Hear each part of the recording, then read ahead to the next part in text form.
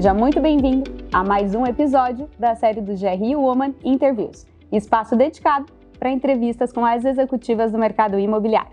Eu sou a Patrícia Frasato, diretora sênior do GR Clube, e hoje recebo a Érica Souza, diretora da Vinci Partners. Érica, é um prazer ter você aqui com a gente. Prazer estar aqui, muito grande. Obrigada por me receber. Érica, hoje qual é o portfólio, qual percentual do portfólio da Vinci Partners está alocado para o mercado de escritórios? Hoje a gente tem aproximadamente 6 bilhões de ativos sob gestão dentro da área de real estate como um todo.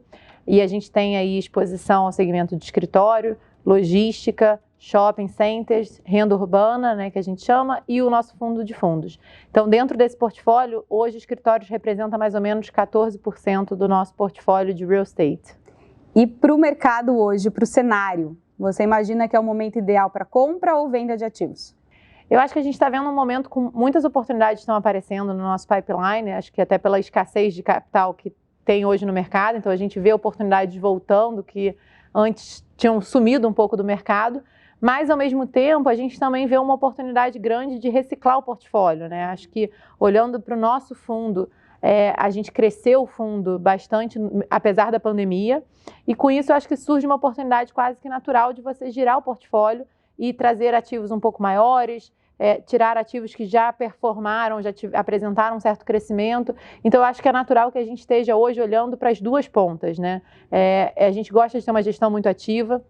A gente vendeu ano passado, por exemplo, a loja que fica no térreo de um dos nossos prédios, gerando aí um lucro imobiliário grande. Então, acho que isso é natural. As oportunidades elas vão vir nas duas pontas, a gente está sempre olhando.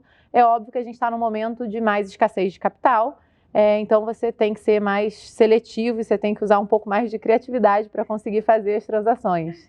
Exatamente. E como estão as negociações com os inquilinos em relação aos preços de aluguel?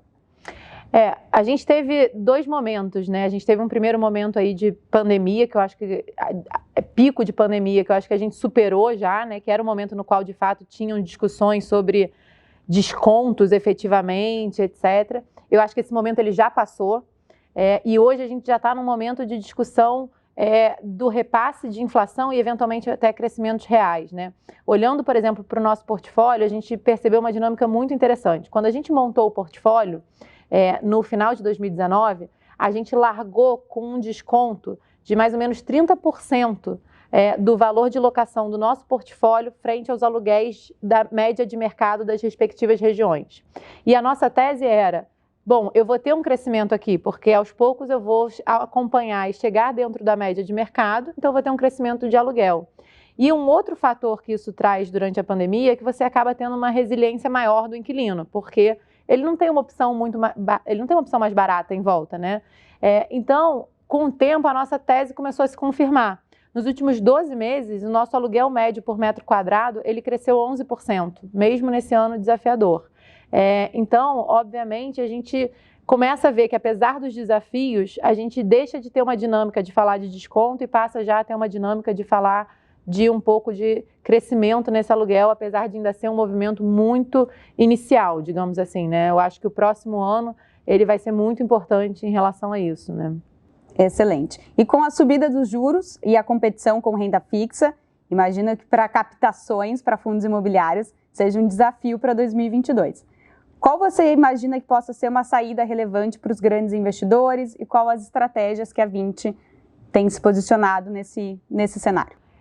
A gente costuma buscar todas as portas, né, do mercado. Então, é natural, né, a gente estava até falando isso agora há pouco aqui, que o investidor ele enxerga às vezes só um pedaço, né? Ele está olhando só aquele dividend yield e comparando com a renda fixa, quando na verdade, além desse dividend yield, você tem também um ganho de capital que está inerente àquele portfólio que você não está vendo no dividend yield no mês a mês, na recorrência.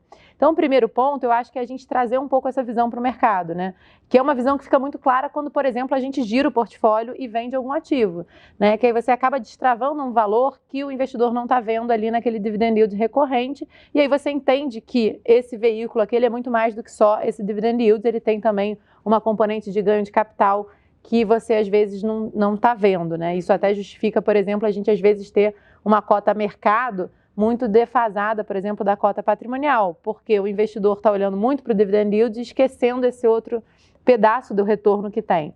Mas a gente tem tentado buscar outros investidores que estejam enxergando um pouco esse valor, né? Acho que a gente fez uma operação agora, por exemplo, que a gente fez uma parcela do pagamento da aquisição, que foi a sede da Globo, em cotas do próprio fundo. Isso só é possível porque a gente está falando de um vendedor que entendeu o valor do fundo, entendeu o quanto essas cotas estão valendo e topou entrar e ser um investidor relevante do fundo. Então, você acaba abrindo oportunidades de trazer outros investidores que antes não estavam. E eu acho que esse vai ser o caminho natural da indústria. Excelente. E sobre escritórios flexíveis? Lajes menores, multiusuários, descentralizados. Você acredita que essa possa ser um bom ativo para fazer talvez alguma compra, para compor o portfólio?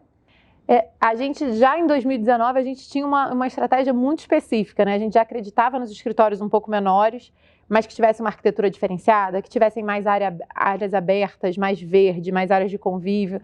Essa já era a nossa tese, até porque eu acho que isso está no nosso DNA, né? Quem já teve no escritório da Vinci, principalmente da sede no Rio, que foi desenvolvido pela gente, que é até um dos ativos do nosso fundo, isso é inerente ao nosso escritório, então é muito da nossa visão de fato, já era o que a gente acreditava antes.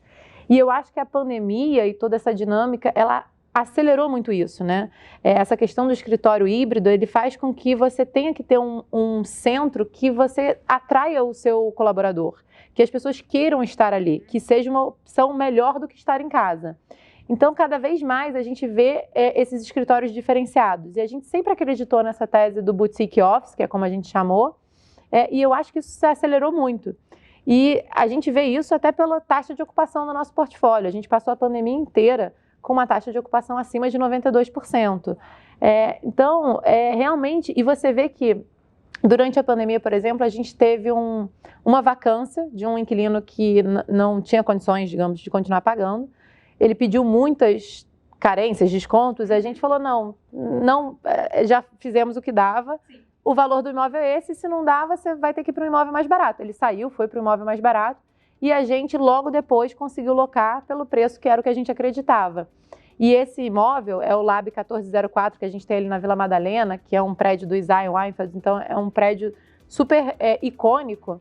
E é muito interessante ver que o locatário ele foi em busca daquele ativo. Eles são uma empresa de marketing e comunicação. Ele falou, eu dependo de ter a equipe aqui dentro, unida, trabalhando para gerar valor.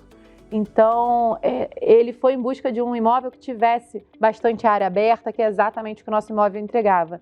E isso reflete na nossa taxa de ocupação. Então, tudo que a gente acreditava, acho que foi um grande processo de aceleração que se confirmou. Então, a gente segue acreditando nessa mesma tese, como a gente acreditava.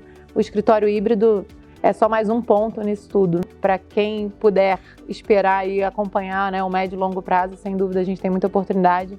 A resiliência vai se compensar. Que é o mercado imobiliário, né? Não tem como. Para você que nos acompanha, já sabe, não esquece de curtir esse vídeo, compartilhar com os executivos da indústria e, claro, se inscrever no canal para saber das novidades. Érica, um prazer enorme receber você aqui. Obrigada.